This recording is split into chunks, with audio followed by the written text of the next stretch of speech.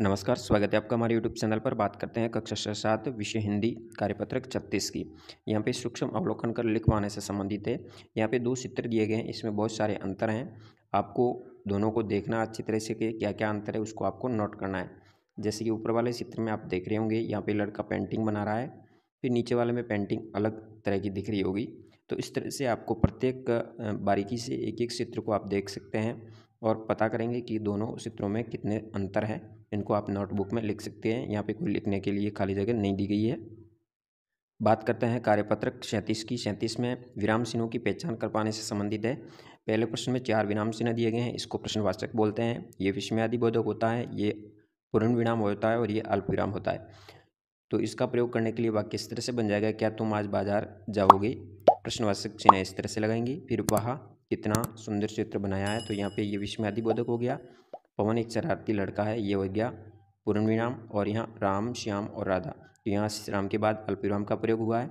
तो इस तरह से ये वाक्य बन जाएंगे। दूसरे प्रश्न में आपको उचित विराम चिन्ह लगाना है, तो यहाँ हो जाएगा प्रश्नवाचक, यहाँ अल्पविराम का प्रयोग करेंगे और यहाँ पूर्ण विराम लगाएंगे, यहाँ पूर्ण विराम लगाएंगे और यहाँ पे हो जाएगा बीच में अल्पविराम तेल और चीनी के पास में, और यहाँ हो जाएगा पूर्ण विराम। इस तरह से लिखने के उपरांत नीचे जाएंगे, नीचे यहाँ लगाया हुआ है, जैसे ये विस्मयादि बोधक होगा, ये प्रश्नवाचक होगा, ये पूर्ण विराम होगा और ये अल्पविराम होगा। इस तरह से लिखने के बाद अगली वर्कशीट पे बढ़ते हैं। बात करते हैं कार्यपत्रक 38 की। 38 में आपके सामने अलग अलग तरह के काम करने वाले कुछ पद नाम दिए गए हैं, इनके बारे में लिखना है। जैसे सैनिक क्या करता है? सैनिक हमारे देश की सुरक्षा करते हैं, वे सर्दी गर्मी और वर्षा में भी अपने कर्तव्य पर डटे रहते हैं। किसान क्या कार्य करता है? खेतों में अनुत्पादन का कार्य करता है, जिसे अन्नदाता भी कहते हैं। वैज्ञानिक देश की उन्नति और प्रगति के लिए नए नए आविष्कार करते हैं, जिससे नई तकनीक का लाभ हमें मिलता है। दर्जी सिलाई का कार्य करता है, जो सिलाई मशीन या हाथ से कपड़े सिलने का कार्य करता है। फिर दूसरे प्रश्न में आपको कुछ ऐसे ही अलग अलग काम करने वालों के बारे में चर्चा करनी जो आपके आसपास पाई जाती हो। जैसे हमने लिखा है, सुनार सोने चांदी के आभूषण बनाने का कार्य करते हैं। सुतार जो लकड़ी से फर्नीचर बनाने का कार्य करते हैं। लोहार लोहे से औजार और अन्य सामग्री का निर्माण करते हैं। कुम्हार जो मिट्टी से बर्तन खिलौने या मटके का निर्माण करते हैं। इस तरह से आप कोई भी लिख सकते हैं। बात करते हैं वर्कशीट नंबर 39 की। कार्यपत्रक 39 में आपके सामने एक शब्द दिया गया, जिसके दो दो अर्थ अलग लिखने, अनेकार्थी शब्द है।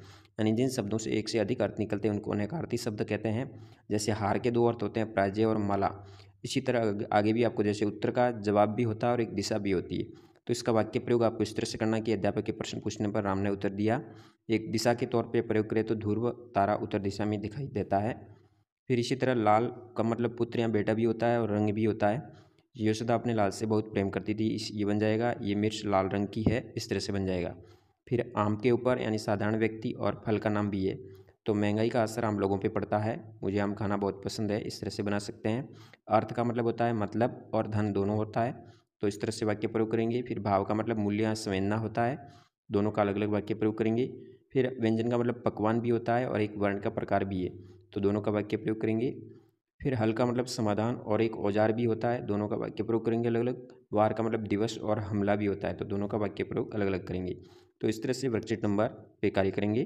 फिर बात करते हैं वर्कशीट नंबर 40 की। 40 में एक गद्यांश दिया गया है, जिसको पढ़ना है। नीचे क्या क्या बदलाव हुआ है वो आपको लिखना है। जैसे स्कूल में क्या बदलाव हुए हैं, तो जैसे बड़े बड़े कक्ष बन गए, बैठने के लिए टेबल कुर्सी की व्यवस्था होगी, प्रयोगशाला में नए यंत्र आते हैं, कंप्यूटर लैब लग गई है, नई नई प्रोजेक्टर तकनीक से अब शिक्षण कार्य होता है, बहुत सारे परिवर्तन हुए।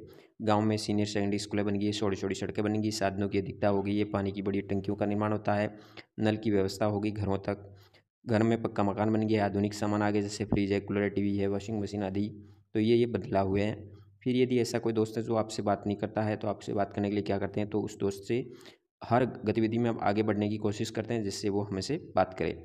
तो इस तरह से अपना कोई भी प्रयास जो करते हैं आप लिख सकते हैं। फिर बात करते हैं अगली आकलन नंबर 6 की। 6 नंबर आकलन में आपको पहले ऊपर गद्यांश दिया, जिसको पढ़ना है। नीचे ऑब्जेक्टिव ओसीआर आधारित सवाल है, उस पर टिक लगाना। जैसे हमारी ऐतिहासिक गौरव है, सांस्कृतिक धरोहर, हमारी सांस्कृतिक विरासत विश्व की सबसे समृद्ध। तीसरे में सांस्कृतिक विरासत हमें जोड़े रखती है अपने पूर्वजों से। सांस्कृतिक शब्द में संस्कृति धन इक दोनों एक प्रत्यय लगने से बना है सांस्कृतिक, तो संस्कृति धन एक हो जाएगा। फिर हमारी सांस्कृतिक विरासत में कौन कौन सी चीज़ें समाहित है, तो हो जाएगा स्मारक है, महल है, बावड़ियाँ, मकबरे, मंदिर, त्यौहार, लोक नृत्य, संगीत और कलाएँ। फिर सांस्कृतिक विरासत हमारे लिए महत्वपूर्ण कैसे हैं। सांस्कृतिक विरासत हमें अपने पूर्वजों से जोड़े रखती है, ये हमारे क्रमिक विकास की कहानी है कहती हैं, जो कि हमारी मूल जड़ों का कार्य करती है। फिर 7वें में क्रमिक विकास को कौन बयां करता है, तो सांस्कृतिक धरोहर है ही हमारे क्रमिक विकास को बयां करता है। फिर अगले में 3 विराम चिन्ह दिए गए, जैसे पहला प्रश्नवाचक है, दूसरा अल्प विराम है, तीसरा विस्मयादि बोधक है। तीनों का इसी तरह वाक्य प्रयोग करेंगी। फिर 9वें प्रश्न में आपके अध्यापक और कुमार क्या कार्य करते हैं वो लिखेंगी, तो पढ़ाने का कार्य, और ये मिट्टी से बर्तन बनाने का कार्य करते हैं। फिर आम और हल के 2 अर्थ होते हैं वो लिखने हैं, वही वापस यहाँ पे दोहरान हुआ है, जैसे सामान्य व्यक्ति हो गया, एक फल का नाम हो गया, समाधान हो गया और औजार हो गया। फिर इसी तरह वाक्य प्रयोग करेंगे इसका भी और वापस लिखेंगे। तो इस तरह से आप आकलन नंबर 6 तक कार्य कर सकते हैं। धन्यवाद। जय हिंद। वंदे मातरम।